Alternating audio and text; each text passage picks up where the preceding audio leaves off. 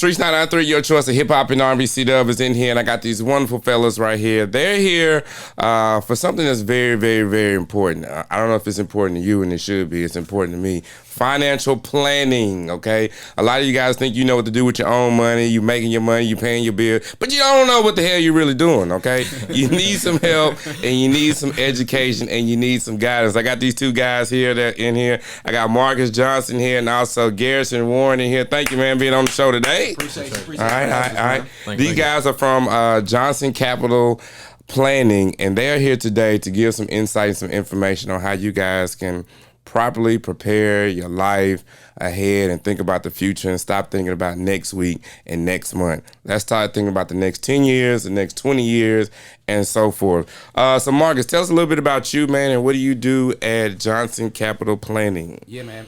Thanks again for having us. Again, my name is Marcus Johnson. I am the president and founder of Johnson Capital Planning, where we focus on building plans for your future. Our tagline here is "Plan your dollar, plan your future." Right, Okay. and so that's kind of what we framework our whole practice around. A little bit about me is I'm a Nashville native, North Nashville to be specific. No, from out east, but it's okay. Went to Tennessee State University, Go Big Blue. and graduated with a degree in economics and finance, and I was able to parlay that into a job on Wall Street where I worked there for several years, and then just decided I wanted to get into private practice, right? So then I started Johnson Capital, and here we are. Okay. Yeah. Yeah, so what about you, bro? You know, I'm a Atlanta native. Shout out to the A. ATL, shout. I'm a Tennessee State University graduate. I came from a banking background. I worked at Regions for a while after I graduated, and it was cool. Learned a lot. Got a good foundation, but I just want to do more. So linked up with Marcus. You know, he got his own shop, and the rest is history. That's what's up, man. On the show, we're going to talk about some budgeting basics, things that you guys can help you elevate in your life. So I want to kick off. I had a couple of questions. I did some Instagram stories talking about this, and people was hitting me up, and I'm like, look, I'm not the expert at this. Let me get somebody here on the show that can really help. So one of the questions I had was, how can someone start creating realistic budgets that work with their income level? Absolutely, man. I think that the important piece in that question is realistic. That's the main thing. That's the main thing, right? So I see a lot of times that people come in and their expectation is unrealistic, right? And so I tell people that expectation is the thief of joy, right? Because if your expectation here and then reality is here, now you got an issue, right? So the first piece of that is to, all right, understand what do I actually have coming in every month, right? It always baffles me when I'm having a conversation with somebody and I'm asking them about how much they make, and they looking at me puzzled. Like, you know how much you make. Like, let's get to it, right? How much money do you actually make, right? And so now we understand what our income is, and then I like to look at people's stationary bills. What are the bills that's not going to change? So what would that be? The mortgage. Your mortgage, lights. That might fluctuate a little bit, right? Car insurance. Car insurance, phone. Car note. Let's get that set. Right. Now we know what the income is that we have coming out, and then we know what our stationary bills are. Right. Right. And so the issue that most people have is they don't account for their entertainment expenses. Right. And so listen, man, I tell people you can still go out and kick it, but let that be a part of your budget. Yeah. Right? Because usually what happens is, and a lot of times people make this way more complicated than what it has to be. Right? Either you got a surplus or you got a deficit. Yeah. Right? And there's only a couple things you can do. Either I can spend less or I got to make more money. Right. Right? Now, the goal should be increase your income. Yeah. Flatline your expenses and invest the difference. Yeah. Right? But what happens with most people is they increase their income, they increase their expenses. They buying. Right? And so now we're in this perpetual cycle that, it's just on this wheel. So what I would give you as an advice, and let me make sure that I get this disclosure out for my compliance. This is for informational purpose only. Make sure that you are, consulting with a financial advisor. If you want to see one, come see us, right? Yes. Shameless plug right now. There it is. There it is. All right, so one thing I tell people to do is to look at the last 3 months of your bank statements, because it's going to tell you the truth. Right. Right? Because you can't lie now. Yeah. Let's go through it. Right? And then you'll start to see where all your money is going. Right? Sometimes I find that a lot of people's money going to eat out. Yeah. Lunch, right? Yep. You start seeing that coffee starts that to little add up. $35 a You day know what I'm adding saying? up. It's starting to add up, right? The other thing that I start to see and notice is that people are paying for subscriptions that they don't know, right? So, What? So people will have Spotify, Apple Music, and Tidal. Why do you have need all three? three? Why do you need all three? I'm a DJ, and I'm sitting here like Spotify or Tidal. Right. And I'd be like, well, Tidal I can DJ with. Spotify, you got to go. You know what I'm Sorry. saying? Right? And so now you're able to bring cash back into your, into your wallet that, that you don't really need to have these extra things, right? When we talk about Spotify and, Apple Music, et cetera, right? Right. So we take the last 3 months of what what you're spending, and then we take the average. And that kind of gives you an idea on what you're really working with, right? And now we can start working from there and building a budget from there. And I don't even like to call it budget. I like to call it a spending plan because everybody spends. Yeah. Right. So it just sounds better. Like, let's build a spending plan. Let's account for the spending that we're gonna do every month. Right. And now we can start making our plan based on our spending habits. What are some of the budgeting mistakes that people make, and how can we avoid them? Yeah. So some of the things we can that I see all the time that people are making is avoidance. The what? Avoidance. They just don't want to look at it. Avoidance. Yeah. Yeah, a lot of times, especially in our community, unfortunately, when you ask people how much they make, they look at you a little funny, like, why you want to know, right? But the thing is, money's just numbers. Yeah, I mean, Like- your boss told you that when you signed in the job. So I'm referring to avoidance in the fact that people aren't paying attention to what they're spending because it's on that card. Right? So just think about it like this. If you know what you're spending more if you had the cash out, right? Because now I'm actually have to physically, Yeah. right? But when it comes to that debit card, you just swiping it over and over and over and over, right? So when I say avoidance, I mean that people literally, instead of dealing with the issue, they just want to avoid the issue, right? And keep spending. And it becomes a cycle. Oh my goodness. Right. And so we see that all the time is, because you'll ask somebody, if I ask you right now, how much money did you spend last month? Could you tell me a number without having to go look? Personally or business wise? Either one. No, Exactly. I can't give you to a right Right. dollar to you. Because usually, when it comes to money, it becomes very emotional, right? And it's psychological, right? And so I tell people your relationship with money could be good or bad. And until you change your relationship with money, you always gonna have issues, Right. right? So we got to build better habits, better money habits. And a lot of times, your habits about money is stem from your upbringing. Parents, how you was How did raised. your parents have a relationship with money? Yeah. Right. And so if we can't get to the root of why we're spending, right? Because we tell ourselves stuff all the time when it comes to our emotions. Oh, I want to spend because it makes me feel good, right? I had a bad day, right? I deserve this. I deserve it. I Right. worked hard for this. Right. But we're avoiding the real issue. Right. And so, and until we start to build better habits, until we start planning those dollars, and I'm not telling you to not go out and get that expensive bourbon, because I'm going to go get that expensive bourbon. But guess what? That expensive bourbon is in my spending plan. Right. Right. So that is the biggest mistake that I see, is that we just don't want to deal with the issue. And then we also don't hold ourselves accountable for the plan that we put in. So say, for instance, say, look, all right, I got somebody who's making $4,000 a month. My flatline expenses are $2,000, right? So that means that I still have $2,000 of discretionary income that I could be doing something with, right?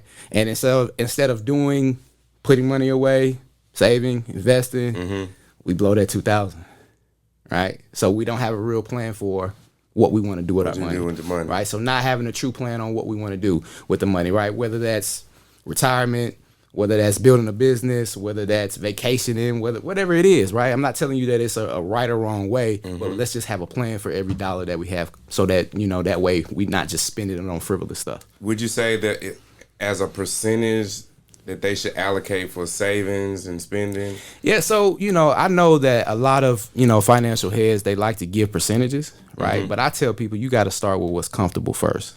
Right. So if you've never been saving money properly, me telling you that you need to be saving 20% of your income is not going to happen. Realistically, you're going to be like, You got to start.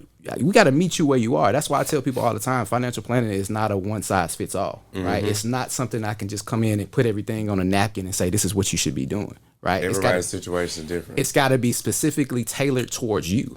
right? And so every time we have a conversation, it's never the same conversation with everybody because everybody's situation is different. Everybody's goals is different, right? So I think the true question should be, let's figure out specifically what you want to do with your money, right? What do you want to do, right? Whether that's, hey, I want to be retired at 50. Right? Just understand if I want to retire at 50, I got to make sacrifices today. Because literally what I'm trying to do is replace today's dollars tomorrow. Right? And so the other problem with that is if you said I want to retire at 50, one of the caveats now is people are living longer. So that means my money has to stretch longer. Right. So if I stop at 50, understand that my life expectancy is 80, 85. I got to make this money work for 35 years. Right? So, we hear this stuff online, we hear this stuff on social media, and then we don't really think about what that really means. Right? And so then I have to come in and bring it back to reality. That's why I said, that expectation is a thief of joy, right? Because now we got to deal with the reality. Are there any tools or apps that you recommend for managing a household expenses and budgeting? Yeah, so I think one of the good ones, aside from coming to see us because we have some great tools, right? But Mint, it's an app called Mint. That's MINT. MINT. Okay. And it's another one. I can't think of the name of that one specifically, but Mint, basically what it does, it kind of gives you a snapshot overview of what you're spending, and nowadays inside of, depending on what bank you work with, I was about to say that, right? They have the tools inside of the bank app, right? So whether that's Chase or whether that's Bank of America, etc., right? They'll have those tools in there, so you can kind of look at what your cash flow is, what you've historically been spending, and it'll give you like a ratio of what's really going on in your account, right? Okay. One of the things that I challenge people who have issues with spending on a weekly basis is to figure out what their spending plan is going to be, and for that week, take that money out in cash, right? So, say for instance, like, all right, my budget for the week is $200 of what I'm going to spend on food and hanging out or whatever, right? Yeah. Take that out in cash, right? And then once it's gone, it's just gone. Yeah. Right, because now we're starting to build budget of what you have. Right now we're building better habits because it's like I said, when you swipe that card, you don't think about it. They did that on purpose, right? You swiping it, you're not thinking about it. But if you got that cash, you might be like, maybe I don't need this to make me feel good. I ran into a situation. I forgot who it was I was talking to, and I think I was talking to my mama, and I was like most of my DJing stuff, if people pay it online, it go into my bank account. So I kind of I don't see it, but I feel like, okay, I just DJ for free. Yeah. But if I got cash in my pocket, I'm like, yeah, exactly. I got $400, but I don't even think about the money in the bank account. I think about the $400 I have in my hand. I'm like, let me get 10 on pump 5. You know what I'm saying? Let me get that. No, I don't need that Red Bull and that's going to be $14. I could have used that to eat some lunch tomorrow. And then you start holding on to it. So that is true. How often do you think people should look and review? Do you tell your clients that they need to come back and come see? So it's a two-part situation, right? One of them is we definitely need to review this every year because things change every year, right? And then the other thing is if there's some type of life situation happens, right? New baby, got married, got divorced, right? Somebody passed away that you are affected by, then we need to revisit what we're doing, right? Okay. So every year you should be looking, and I would just charge everybody to, think about it like in a standpoint of every year we have a New Year's resolution and we want to do something, right? Some people do vision boards. I would tell people that they should probably be doing a financial vision for themselves every year leading into the next year, right? So these are our financial goals. This is the financial picture that I'm trying to frame out going into the new year, right? So add that to the list of things that you're doing, and then that way you kind of have a framework on, all right, I started here, right? Because I tell everybody, when you come in the office, one thing I want you to realize is that every year you see me, I want you to give yourself a raise, right? Because you care that much about reaching your goal. Right. So if we said, look, I want to be able to save $250 a month, right? That is my goal. All right, cool. Let's do that for a year, right? Let's check back in 6 months and make sure that we're actually doing that. All right, now that 250 is cool. I'm comfortable. So next time you see me, let's go to 300 because you're only helping yourself get to that goal. So every year, tell yourself, I'm giving myself a raise. How many clients would you say come in that don't, probably all of them, don't have a goal and don't understand the fact of setting that number and like believing that you can get to that number. Probably most, but like I said, the beauty is once people see it, then they can actually internalize it, because a lot of times people just say things, but we're like, okay, I want to retire. All right, when? All right, got to put a number to it. So we actually help people get an actual number instead of pulling an arbitrary number out of the sky. Right. It's like, all right, here's what it's going to actually take to get there. Mark used a good analogy before, but if you're going somewhere new, what you going to do? You're going to put the address in your GPS, right? Yeah. So then it's going to tell you where to go, most efficient route possible, right? Right. So that's where we come in. You say you want to do something. Yeah, like the financial GPS. There it is. There it is. There it is. There it is. Because a couple of things, right? You putting it on GPS for a couple of reasons, right? Not only just to get your destination, but you're trying to avoid traffic. Right. Trying to avoid, trying to get there in the quickest time. Quickest turn, Right. less turns. Or sometimes people want to take it slow, so guess what? We avoid the highways. Yeah. We avoid the tolls, the highways, but, regardless of the fact, we help them get to where they're trying to get to.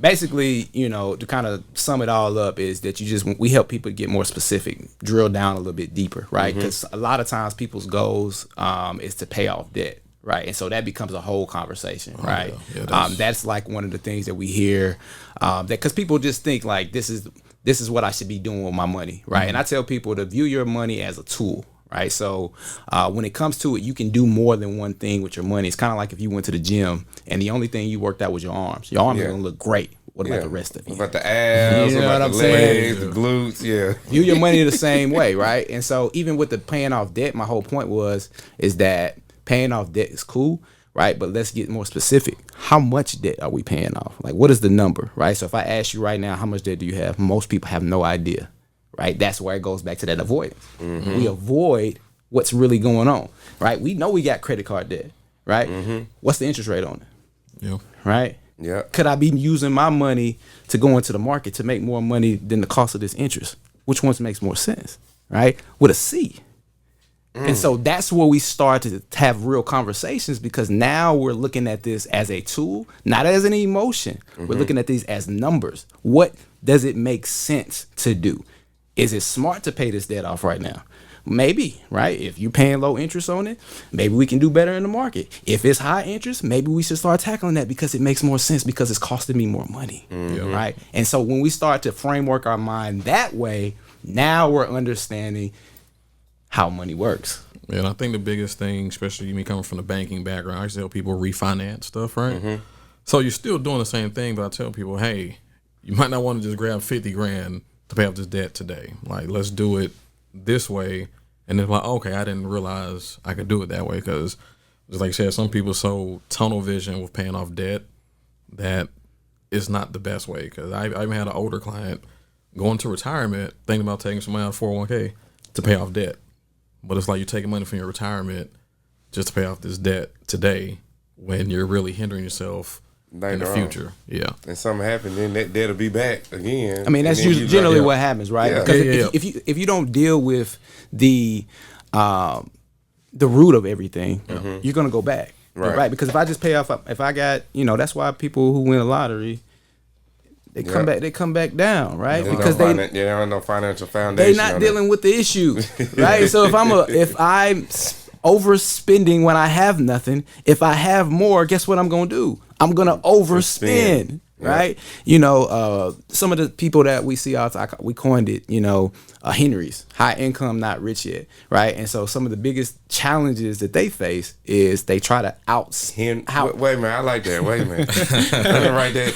Henry, that was an acronym, right? Yep. What does it stand for? High income, not rich yet. High income, not rich yet. Right, but their biggest dilemma, not all, right, is they try to out-earn their bad spending habits.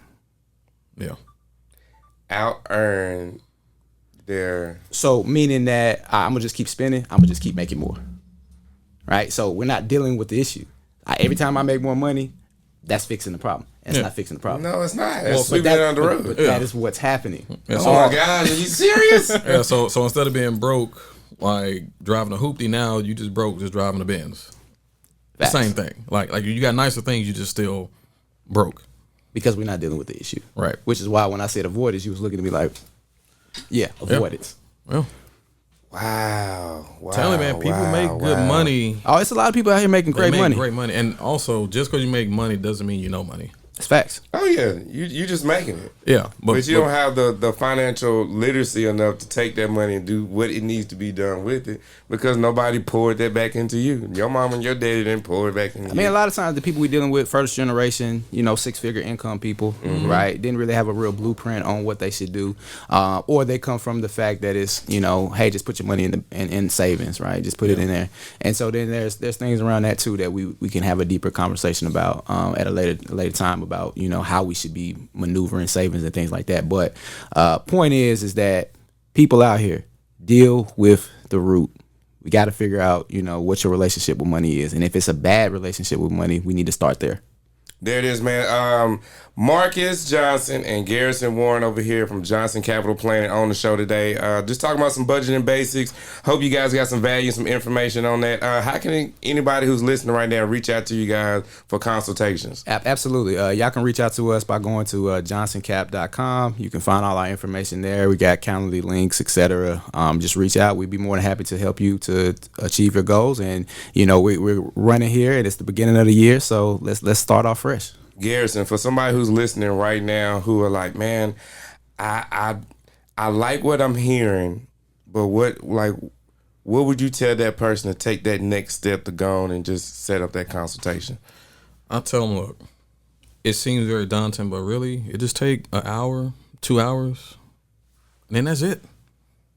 It's not as extreme as people think it is. It's just a matter of doing it, right? Mm-hmm.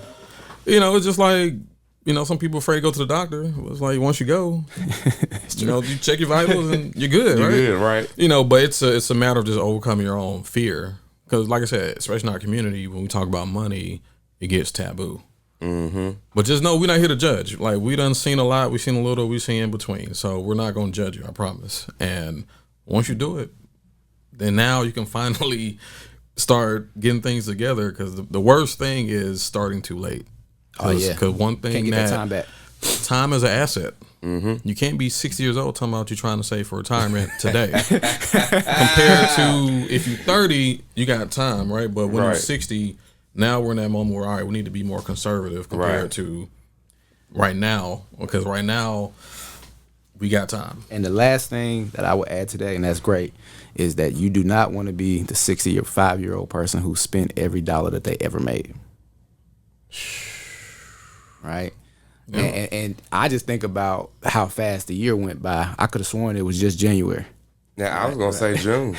It was summertime. So my whole point to that is that time is gonna keep moving. A year gonna go by real fast, right? And so the longer you delay, the longer you delay. Yeah.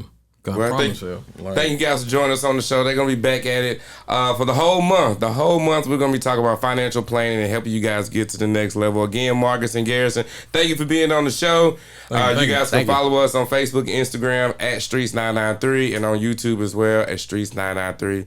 And I'll see you guys in the next video. Yes. Thanks for having us. Thank you.